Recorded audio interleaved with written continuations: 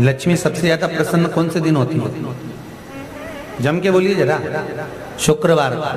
तो शुक्रवार को लक्ष्मी सबसे ज्यादा प्रसन्न क्यों होती है? उसका प्रसन्न होने का कारण क्या था? लक्ष्मी जी के दो भाई थे, दोनों की शादी नहीं हो रही थी, दाता और विधाता, दोनों का विवाह नहीं हो रहा। और दाता विधाता के लिए लक्ष्मी बड़ी परेशान थी, रोज नारायण से कहती थी प्रभु कुछ कृपा करिए, दाता विधाता का विवाह नहीं हो रहा, उम्र होती चली जा रही, इनका कुछ करिए प्रभु, आप नारायण आप कुछ तो कर सकते हो। भगवान नारायण ने तब लक्ष्मी से कहा एक काम करो, बेलपत्री के पेड़ के नीचे बैठकर लक्ष्मी तुम अनुष्ठान करो तुम्हारे भाइयों के विवाह के लिए। इसलिए आज भी हमारे हिंदू धर्म की रीति है कि बेलपत्री के पेड़ के नीचे शाम के समय लक्ष्मी का वासा होता है। इसलिए लोग इस बेलपत्री के पेड़ के नीचे तुम्हारा रात्रि को शाम को 6 बजे से लेकर रात्रि को 8 बजे तक तुम्हारा निवास होगा। जैसे पीपल के पेड़ में देवताओं का निवास, आपको आप लोगों ने यदि पद्म पुराण पढ़ी होगी या सुनी होगी तो उसमें स्पष्ट कहा है, पीपल के वृक्ष की गणना ध्यान देना, पीपल के वृक्ष में सुबह 4 बजे से लेकर 7 बजे तक ब्रह्मा जी का वासा होता है। पीपल के वृक्ष में सुबह 7 बजे तक ब्रह्मा जी का वासा, 7 बजे से लेकर 10:30 बजे तक पीपल के वृक्ष में भगवान विष्णु का वासा होता है। कितनी बजे तक? 10:30। 10:30 से लेकर 11:30 12 बजे तक पीपल के वृक्ष में पितरों का वासा होता है। इसलिए हमारे यहाँ पितरों को श्राद्ध पक्ष में जो भोजन कराया जाता है वो 10:30 से 12 के बीच में कराया जाता है। 12 बजे के बाद पीपल के वृक्ष में दोपहर के 1:30 बजे तक आहूतों का वासा रहता है। आहूत कौन? जो गर्भ में शांत हो गए, जो कुंवारी अवस्था में शांत हो गए, जो जन्म लेने के बाद उनका विवाह नहीं हुआ और शांत हो गए, उन आहूतों का वासा उस पीपल के वृक्ष में दोपहर में 1:30 बजे तक रहता है।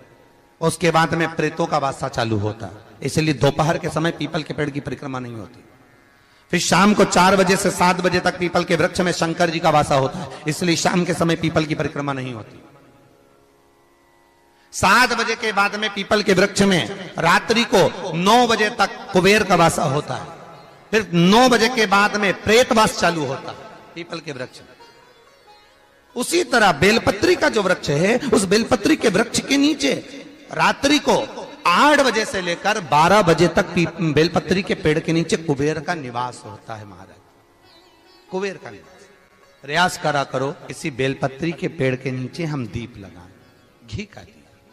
यदि संपदा की कमी हो तो, अगर भगवान ने खूब संपदा दी है तो भले मत लगाओ, कोई दिक्कत।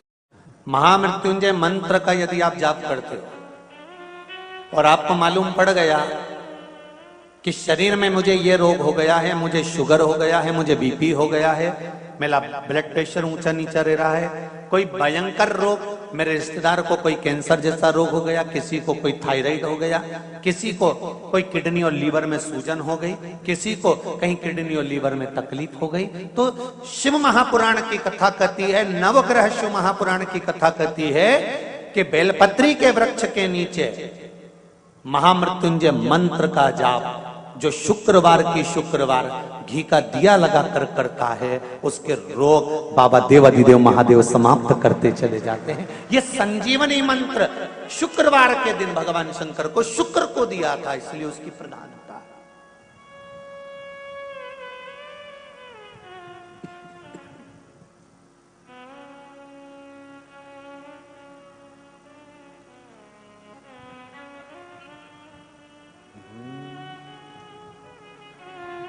ये वो संजीवनी मंत्र।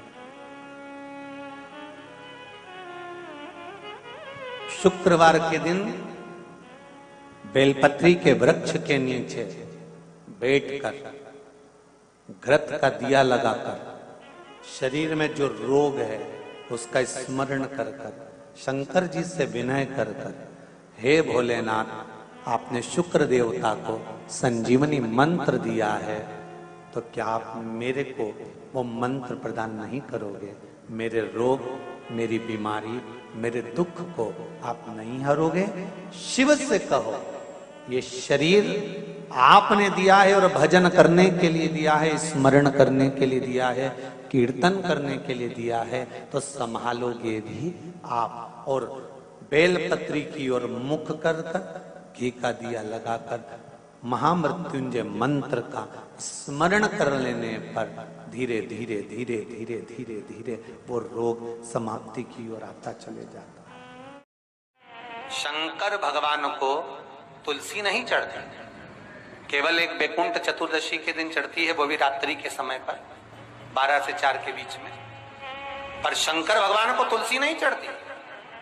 पर पद्म पुराण कहती है कि शंकर भगवान के मंदिर के बाहर जो तुलसी का वृंद लगाया जाता है,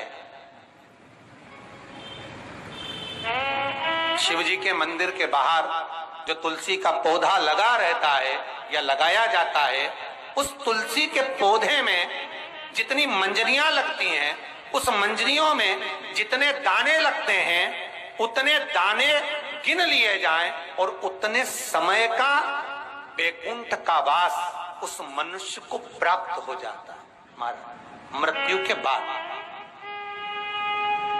कितना विचित्र बात है, शंकर को तुलसी नहीं चढ़ती, पर शंकर के दरवाजे के बाहर शिव के द्वार पर जो तुलसी का पौधा लगा है, किसी ने लगाया है, किसी ने रोपित करा है, उस पौधे में जितनी मंजरियां लगी हैं, उस मंजरियों में जितने दाने लगे हैं, उस दाने जितने हैं उसको काउंट करा जाए, उसके बराबर उतने ही 1000 वर्षों तक उस जीवात्मा को बैकुंठ का वास मिलता है।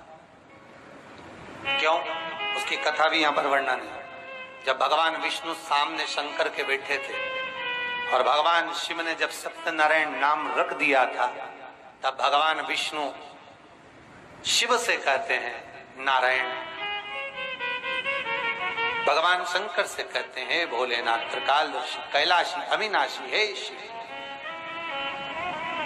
मेरे सारे विग्रह के साथ में लक्ष्मी मेरे साथ में। बहुत ध्यान देना महाराज, मैं अगर नारायण रूप में हूं तो लक्ष्मी मेरे साथ में, मैं राम रूप में हूं तो सीता मेरे साथ में, मैं कृष्ण रूप में हूं तो राधा मेरे साथ में, मैं रंगनाथ रूप में हूं तो गोदा मेरे साथ में, मेरे